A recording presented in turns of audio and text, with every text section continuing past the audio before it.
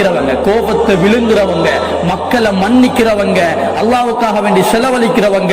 வல்லாஹு யுஹிப்புல் முஹ்சினீன், அல்லாஹ் முஹ்சினீன்களை மிகவும் நேசிக்கிறான்னு குர்ஆன்ல சொல்றாங்க. எங்களுக்கு மத்தியில் கோபங்களை நாங்க மறந்துடணும். நாங்க மக்களை, மனிதர்களை, உறவுகளை மன்னிச்சு வாழ பழகிக்கொள்ளணும். எல்லாரோடையும் சேர்ந்து வாழணும். ரசூலுல்லாஹி ஸல்லல்லாஹு அலைஹி வஸல்லம் சொன்னாங்க, லா யஹில்லு லிமுஸ்லிம் அய்யஹ்துர அஹாஹு ஃபௌக ஸலாஸ், 3 நாளைக்கு மேல யார் ஒருத்தர் பேசாம இருப்பாங்களோ, ஃபமன் ஹஜர ஃபௌக ஸலாஸ், 3 நாளைக்கு மேலாலையும் அவங்க பேசாம இருந்தாங்கன்னு சொன்னா ஃபமாத், அல்லாஹ் பாதுகாக்கணும். அப்படியே அவனுக்கு மௌத் வந்துரும் என்றா தஹலன் நார், அவங்க போற இடத்தை சொன்னாங்க நரகம் போவான்னு சொன்னாங்க.